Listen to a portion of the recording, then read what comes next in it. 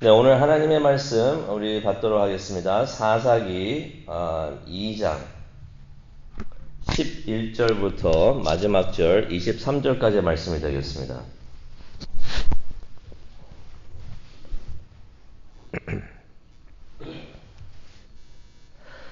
사사기 2장 11절부터 23절까지의 말씀이 되겠습니다.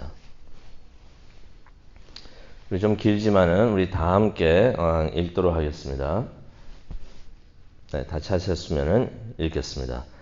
이스라엘 자손이 여호와의 목전에 악을 행하여 바알들을 섬기며 애굽 땅에서 그들을 인도하여 내신 그들의 조상들의 하나님 여호와를 버리고 다른 신들 곧 그들의 주위에 있는 백성의 신들을 따라 그들에게 절하여 여호와를 진노하시게 하였으되 곧 그들이 여호와를 버리고 바알과 아스타롯을 섬겼으므로 여호와께서 이스라엘에게 진노하사 노략하는 자의 손에 넘겨주사 그들이 노략을 당하게 하시며 또 주위에 있는 모든 대적의 손에 팔아 넘기심에 그들이 다시는 대적을 당하지 못하게 하였으며 그들이 어디로 가든지 여호와의 손이 그들에게 재앙을 내리시니 곧 여호와께서 말씀하신 것과 같고 여호와께서 그들에게 맹세하신 것과 같아서 그들의 괴로움이 심하였더라. 여호와께서 사사들을 세우사 노략자의 손에서 그들을 구원하게 하셨으나 그들이 그 사사들에게도 순종하지 아니하고 오히려 다른 신들을 따라가 음행하며 그들에게 절하고 여호와의 명령을 순종하던 그들의 조상들이 행하던 길에서 속히 치우쳐 떠나서 그와 같이 행하지 아니하였더라. 여호와께서 그들을 위하여 사사들을 세우실 때에는 그 사사와 함께 하셨고 그 사사가 사는 날 동안에는 여호와께서 그들의 대적의 손에서 구원하였으니 이는 그들이 대적에게 압박과 괴롭게 함을 받아 슬피 부르짖음으로 여호와께서 그 뜻을 돌이키셨음거늘 그 사사가 죽은 후에는 그들이 돌이켜 그들의 조상들보다 더욱 타락하여 다른 신들을 따라 섬기며 그들에게 절하고 그들의 행위와 패역한 길을 그치지 아니하였으므로 여호와께서 이스라엘에게 진노하여 이르시되 이 백성이 내가 그들의 조상들에게 명령한 언약을 어기고 나의 목소리를 순종하지 아니하였은즉 나도 죽을 때 남겨둔 이방 민족들을 다시는 그들 앞에서 하나도 쫓아내지 아니하리니 이는 이스라엘이 그들의 조상들이 지킨 것 같이 나 여호와의 도를 지켜 아니하나 그들을 시험하려 함이라 하시니라. 여호와께서 그 이방 민족들을 머물러 두사 그들을 속히 쫓아내지 아니하였으며 여호수아의 손에 넘겨주지 아니하였더라. 아멘. 하나님, 오늘 이 말씀을 통해서 하나님께서 주시는 그 말씀을 우리가 받기를 원합니다. 메시지를 우리가 받기를 원합니다. 이 자리에 함께하여 주시고 직접 말씀을 전하여 주시옵소서. 예수님의 이름으로 기도합니다. 아멘. 많은 교인들이 힘들어하는 부분이 있는데요.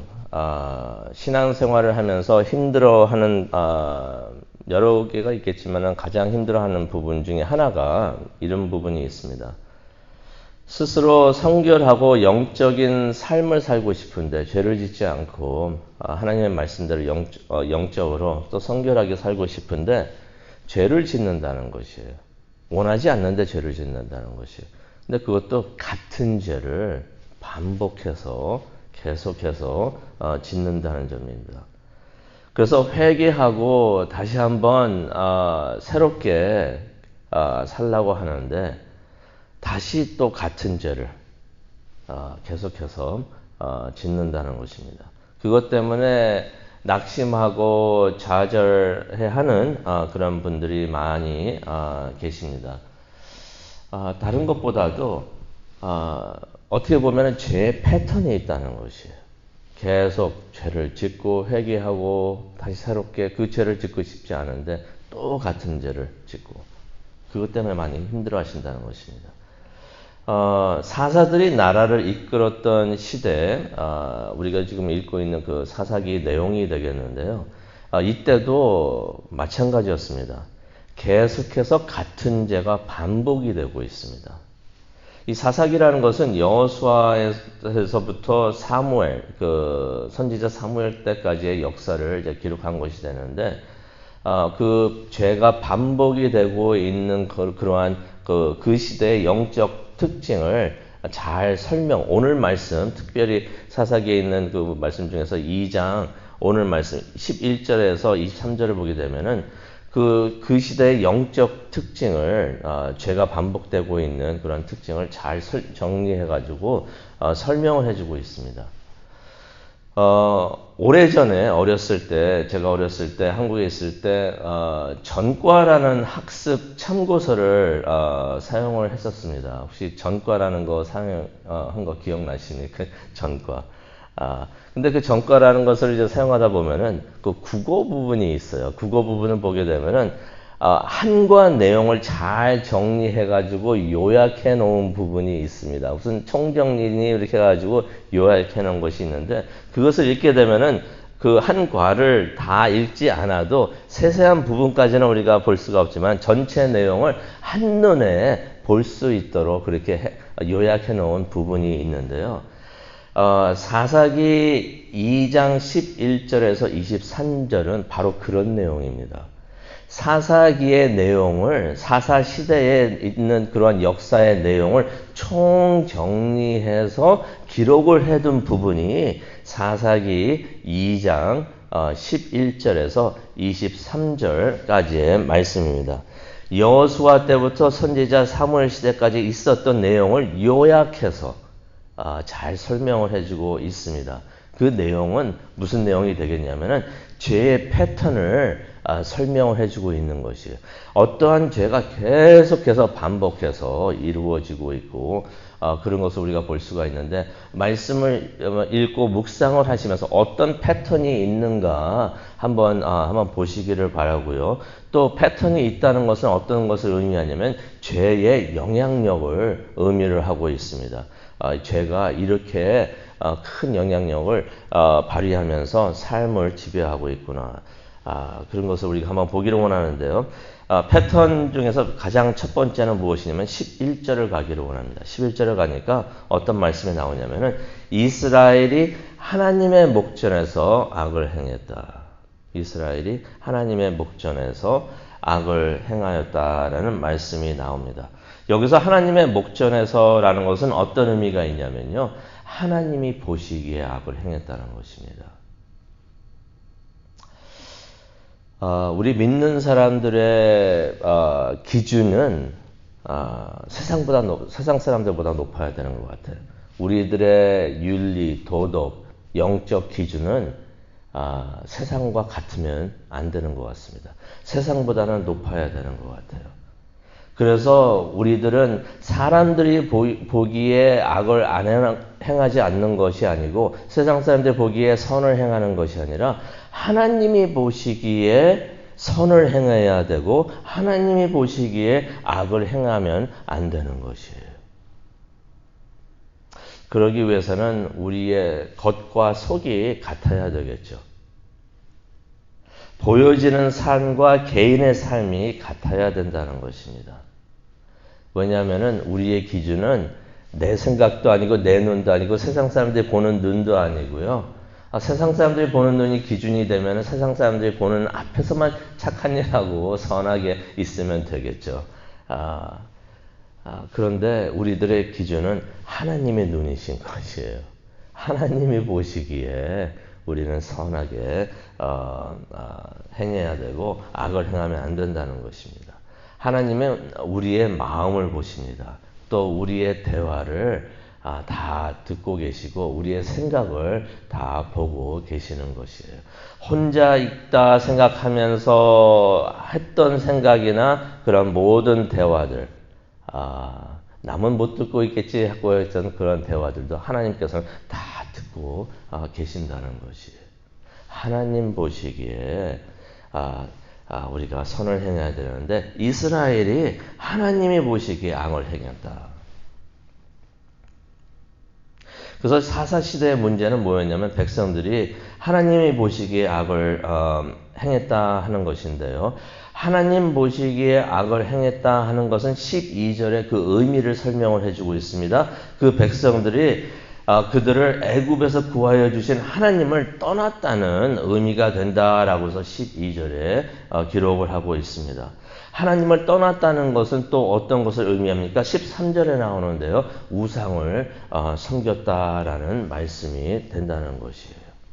그러니까 그 사사 시대에 이스라엘의 큰 문제가 우상을 숭배하기 시작을 했다는 것입니다.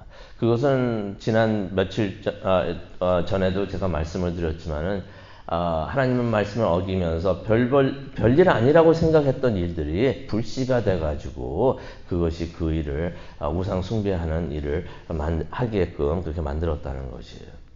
그러면서 두 번째 패턴이 있습니다. 14절에 나오는데요. 노예 생활을 합니다. 우상을 섬기는 것은 하나님과의 언약을 깨는 일입니다. 하나님은 계속해서 약속을 지키시고 계시는데, 그래서 나는 약속을 지키는 하나님이다 라고 해서 하나님께서 계속해서 말씀을 해 주십니다. 그러면서 약속을 지키십니다. 하나님은 그렇게 약속을 지키고 있는데 함께 약속을 한 그러한 이스라엘 백성들은 계속해서 하나님과 약속을 어긴다는 것이에요. 그래서 하나님께서 크게 진노하십니다. 진노하시는 이유는 단순히 백성들이 그 약속을 어겨서 하나님께서 기분이 안 좋으셔가지고 노하신 것이 아니라 백성들이 약속을 어긴다는 것은 그들이 계속해서 죄에 빠진다는 것을 의미를 하고 있는 것이에요. 그래서 하나님께서 그들의 잘못을 지적하시고 진노하신다는 것입니다. 그렇게 하셔야만이 이 백성들이 자신들이 잘못한 것을 깨닫고 또 그 일을 하지 않기 때문에 그렇게 하나님께서 하셨던 것입니다. 사람들은요, 처벌이 없다면은 법을 쉽게 어기고 지키지 않는 것 같습니다. 가만히 생각해 봤어요. 세계에서 가장 법을 잘 지키는 나라가 어디가 있을까 한번 생각을 해봤는데, 싱가포르가 아닌가 그렇게 생각을 해봅니다. 가보지는 않았어요. 근데 이야기는 많이 들었는데, 굉장히 깨끗한 나라라고 그렇게 이야기를 들었습니다. 길거리에도 뭐 쓰레기 같은 것도 없고 뭐 껌 뱉는 사람, 침 뱉는 사람도 없고 그러는데 그 이유가 어떤 이유가 있냐면은 그 규제가 굉장히 심하고 엄하다고 합니다. 비싼 벌금이 있고요. 그래서 제가 알기로는 그 거리에 침을 뱉어도 벌금이 한 1,000불 정도가 된대요. 그거 한 20-30불이면 그냥 한번 침 뱉고 말겠는데, 그럴 사람들도 있겠는데, 1,000불이라니까, 누가 그 침을 뱉겠습니까? 껌을 뱉어도 그렇게 된다고 그러니까. 그래서, 껌을, 판매하고 소유하는 것도 금지되어 있는 것으로, 알고 있습니다. 그렇게, 체벌이 확실하니, 많은 사람들이, 모든 사람들이 법을 잘 지키는 것 같습니다. 하나님께서도 같은 이유로 언약을 어긴 백성들을 벌을 주시는 것이에요. 벌이 있어야만이 사람들이 잘못을 깨닫고 하지 않기 때문에 하나님께서 진노하시면서 벌을 주시는 것입니다. 어떤 벌을 주십니까? 14절에 나와 있습니다. 약탈자의 손에, 14절에 보니까 노약하는 자의 손에 넘겨주신다 그러는데, 약탈하는 사람들의 손에 넘겨주셔가지고 그들의 지배를 받게 하신다. 다시 말해서 노예 생활을 하게 하신다라는 말씀이 나와 있습니다. 그것은 15절에 나왔던 것처럼 절대로 피할 수 없는 하나님의 재앙이 되는 것이에요. 이곳에 있으니까 하나님께서 재앙을 내리시네. 이것이 싫고 그래서 좀 다른 곳으로 가면 피할 수 있겠지라고 생각을 했는데 15절을 보니까 그들이 어디로 가든지 하나님의 손이 그들에게 재앙을 내렸다. 이것처럼 두려운 말씀이 또 어디 있습니까? 하나님의 손은 축복의 손이에요. 그래서 우리가 서로를 축복할 때 하나님의 축복의 손이 함께 하시기를 원합니다 라고 축복을 해주는데, 그런 하나님의 축복의 손이 재앙의 손이 된다는 것입니다. 어디를 가든지 하나님의 손이 따라다니면서 재앙을 내리신다는 것이에요. 얼마나 두려운 말씀이 되겠습니까? 그러니 15절에 나온 것처럼 백성들이 너무나 괴로워하고 괴로움이 심하게 됐다는 것이에요. 그런데 신약 성경에도 나오지만은 우리가 겪는 고통하고 시련이 영적인 체험이 될 수가 있습니다. 우리가 힘든 것으로 인해서 우리가 회개하고 하나님께로 더욱더 가까이 가면은 우리가 겪는 고통과 시련이 우리에게 축복이 되는 것이에요. 그 다음에 패턴이 되겠는데요. 이스라엘이 바로 그렇게 했던 것입니다. 18절에 보니까 이스라엘이 애통해하면서 힘들고 괴로우니까 애통해하면서 죄를 회개하는 그러한 모습이 나옵니다. 그들에게 시련과 고통은 그들을 겸손하게 하고 또 회개하게 하면서 하나님께로 돌아오는 역할을 했던 것입니다. 목회를 하다 보면은 가장 안타까운 것이 어떤 일이 있냐면은 두 종류의 사람들이 있는 것 같아요. 누구나 어려운 일을 겪고 고통을 겪고 시련을 겪게 되는데 어떤 분들은 힘들어질 때 오히려 교회를 찾아옵니다. 찾아와서 하나님을 예배하고 또 기도도 하고 말씀을 묵상하면서 그러신 분들이 계세요. 하나님을 찾는 분들이 계세요. 그런데 어떤 분들은 어려운 일이 있을 때 어떤 일이 있게 되면 하나님을 저주하고 하나님을 미워하면서 교회를 떠나시는 분들이 있어요. 힘들 때 하나님을 찾는 분들은 걱정할 필요가 없습니다. 솔직히. 그분들은 하나님이 축복하시는 분들이에요. 그런데 마음이 참 안타깝고 그런 경우가 어떤 경우냐면 힘들 때 교회를 떠나고 하나님을 멀리하는 분들. 이분들이 참 너무나 안타깝다는 것이에요. 우리가 그런 분들이 계시면은 그분들을 위해서 기도하고 또 우리가 사랑을 베풀었으면 좋겠습니다. 또 우리 자신도 그러지 않았으면 좋겠어요. 힘들 때 하나님을 더욱더 찾는 우리 모두가 되었으면 좋겠는데 이스라엘이 복받은 이유 중에 하나가 힘들고 시련을 겪을 때 애통해하면서 회개하면서 하나님께로 나왔다는 것입니다. 그렇게 했더니 다음 패턴의 순서가 되겠는데요. 16절과 18절을 보게 되면 하나님께서 구원을 해주십니다. 애통해하면서 울면서 하나님 앞에 나와가지고 죄를 회개하는 사람들은 하나님께서 용서해 주시고 구원해 주시는 줄로 믿습니다. 하나님께서 그렇게 해주시는 것이에요. 그래서 16절 보니까 하나님께서 사사를 세우사 그들을 구원하셨다라는 말씀이 나옵니다. 그래서 18절을 보니까 하나님께서 사사를 세우실 때는 하나님께서 사사와 함께 하시고 사사가 통치하는 동안에는 적으로부터 구원해 주셨다라는 말씀이 나와 있습니다. 이 말씀은 무엇을 의미합니까? 사사가 통치하는 동안에는 백성들이 하나님을 잘 섬겼다는 것이에요. 죄를 애통해하면서 하나님께 도와달라고 부르짖으니까 하나님께서 구원해 주십니다. 어떻게 구원해 주십니까? 사사를 세우신 것이에요. 하나님의 사람, 사사를 세워가지고 통치하게 해주고 그렇게 하실 때는 사람들이 하나님을 잘 섬겼다는 것입니다. 잘 섬기니까 어떠한 일이 있겠습니까? 패턴, 다섯 번째 패턴이 되겠는데요. 평화의 시간을 가지게 됐다라는 말씀이 암시되어 2장에는 암시되어 있지만 정확하게 나오지는 않습니다. 하지만 3장 11절에 보면은 사람들이 평온의 시간을 가졌다라고 기록이 되어 있습니다. 하나님께서 적으로부터 지켜 보호해 주시니까 온 백성들이 평온한 시간을 갖게 되었다는 것이에요. 전쟁이 없고 편안한 그러한 나날들을 보냈다는 것입니다. 그런데 제가 말씀을 드렸죠. 오늘 이 사사기에 있는 그러한 모습을 특징을 설명해주고 있는 것이 오늘 말씀이라고 했는데 그 특징이 뭐냐면 죄의 패턴입니다. 패턴이라는 것은 같은 일이 계속해서 반복이 된다는 것이에요. 반복이 된다는 것이에요. 19절을 우리가 한번 보기를 원하는데요. 이 말씀이 참 안타깝습니다. 19절을 보니까 이스라엘 백성들이 사사가 있을 때는 하나님을 잘 섬겼는데 사사가 죽으면 언제 그랬냐는 듯이 옛 습성으로 돌아갔다는 것이에요. 그래가지고 이전보다 더 부패하여 우상을 섬겼다라는 말씀이 나옵니다. 우리가 이제 앞으로 이제 여러 사사들의 이야기를 우리가 보게 되는데 이러한 패턴이 계속해서 반복이 되는 것이에요. 사사가 있을 때는 하나님을 잘 섬기다가 평온하다 보니까 또 같은 죄를 또 짓습니다. 우상을 섬깁니다. 하나님께서 노하시면서 벌을 내리십니다. 또 애통해하면서 하나님께 나옵니다. 하나님께서 구원해 주십니다. 또 사사가 있을 때는 그렇게 하나님을 잘 섬기다가 사사만 죽으면은 더욱더 옛 습성으로 들어가가지고 더 부패하고 우상을 섬기는 것이에요. 이 말씀을 보다 보니까 마태복음 12장 45절에 나오는 말씀이 생각이 드는 것이에요.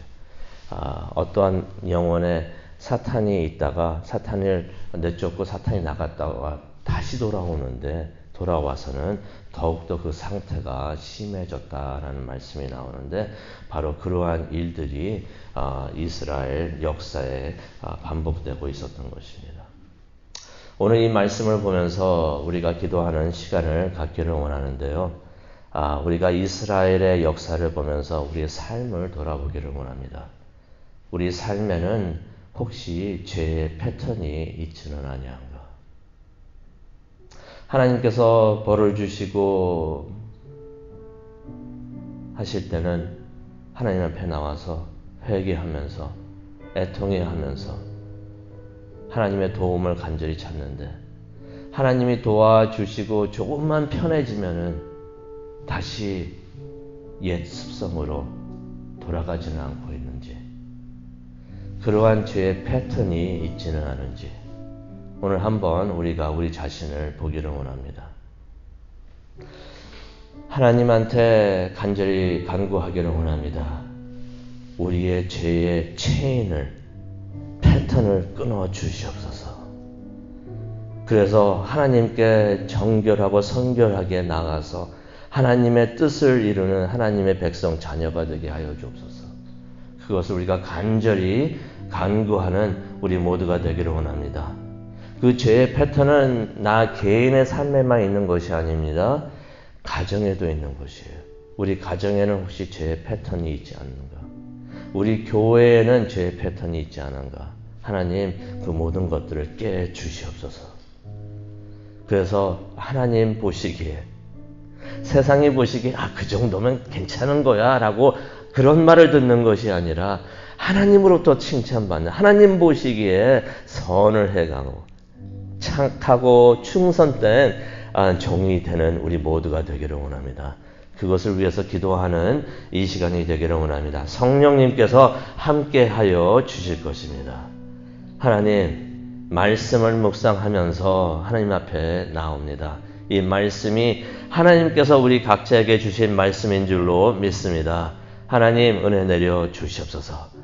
하나님의 은혜로서 우리가 우리 삶에 있는 죄의 패턴을 깨트리고 하나님께서 그렇게 해주실 줄로 믿습니다. 성령님께서 그렇게 해주실 줄로 믿습니다. 하나님과 좀 더 가까이, 매일 좀 더 가까이 하나님께 나가고 동행하는 우리 모두가 될 수 있도록 하나님 은혜 내려 주시옵소서. 함께 해주실 줄로 믿습니다. 예수님의 이름으로 기도합니다. 아멘.